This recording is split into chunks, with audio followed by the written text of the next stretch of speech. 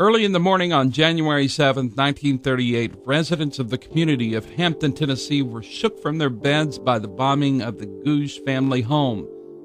Tragically, 9-year-old Sonia June, 8-year-old Lorene, and 6-year-old Roma Jean Gouge were killed in the explosion in what was to become known as the crime of the century. Men from Pikeville, Tennessee were implicated, including the town's sheriff. They had driven from Bledsoe County to serve their own brand of mountain justice for the murder of one of their own. In a 9-day trial, 2 men were given the death penalty.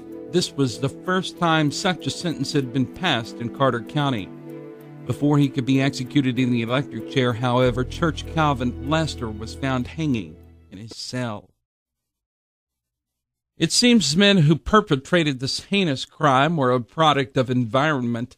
The turbulent times after the Civil War had continued in Sequatchie Valley into the 20th century. Bledsoe County is so evenly split between sentiments of the North and the South, and it was no man's land here. It was just chaos, and but law and order broke down, and bushwhackers and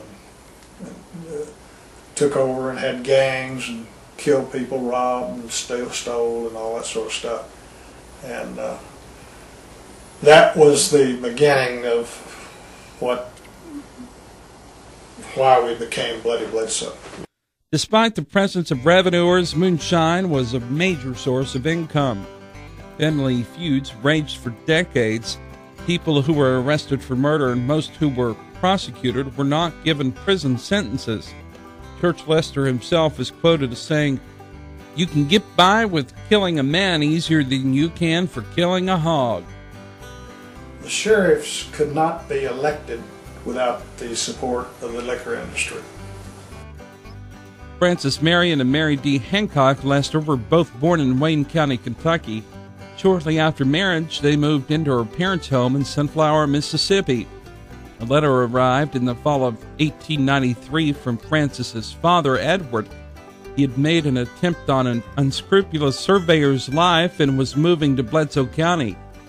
He offered attractive land to the couple. They set off on October 13th that same year, but before they were out of Sunflower, Mary went into labor. The only place that would accommodate a woman in labor was a nearby church.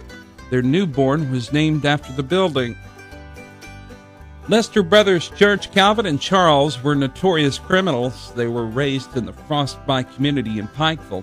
Their father, Francis Marion Lester, was minister of Red Hill Church of Christ and was a skilled blacksmith, woodworker, and tanner. The brothers used these skills to create illegal stills. They learned brewing from neighbor Alice Clark. She was famous for apple brandy. They later learned how to make moonshine by infamous brewer Jim Hamilton. Church Lester enlisted in Tennessee Cavalry during World War I.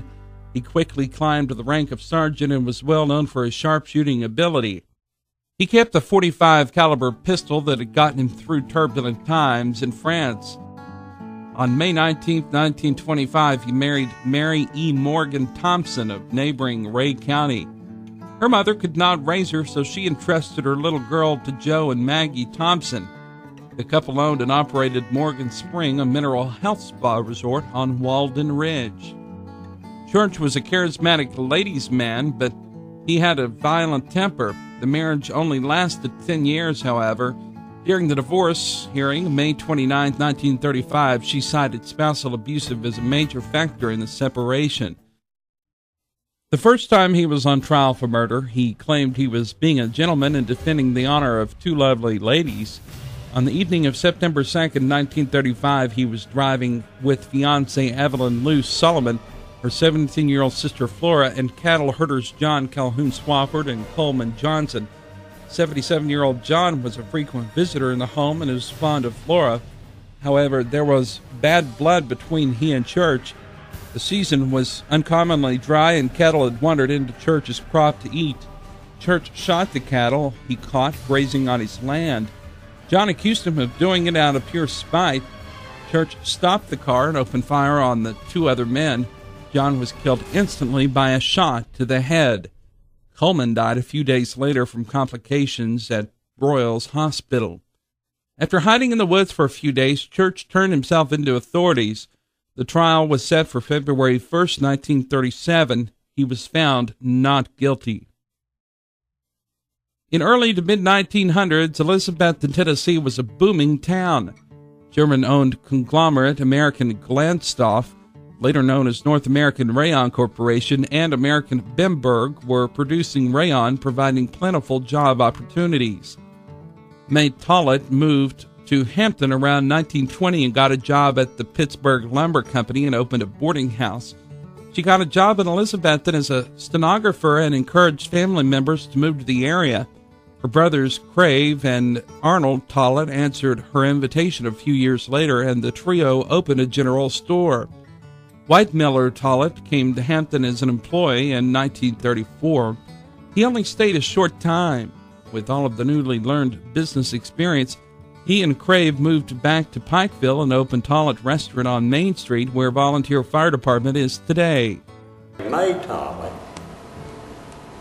she owned the Big Rock Cemetery, Big Rock Commissary, they called it.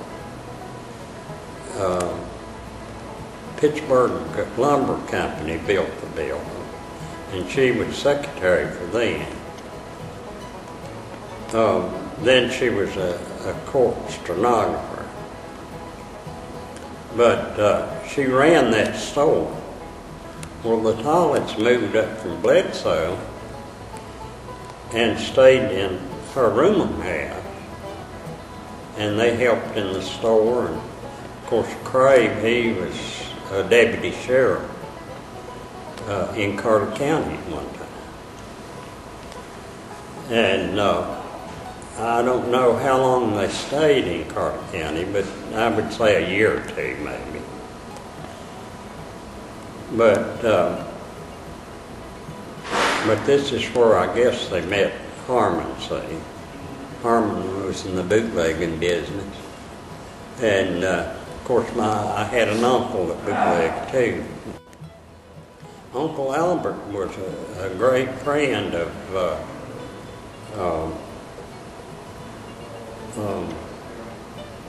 May Tollett. In fact, I think it was more than friendship. But I asked him, he was 97 when he died, and he died about 10 years ago. Now, I should have questioned him a lot more than what I did. But I asked him if May knew about it. He said she knew they were going to kill Harmon, but she didn't know that they were going to blow the house up.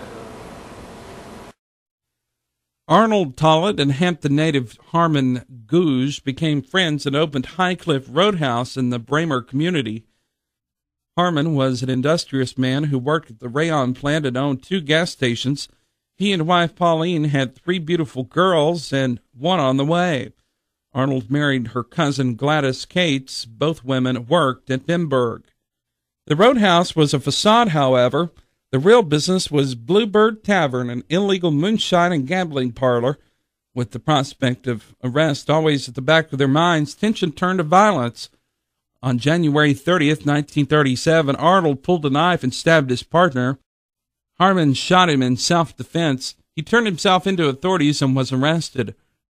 Arnold died at the hospital January 5th. His body was buried in the Tollett family cemetery in Bledsoe County. His family swore revenge.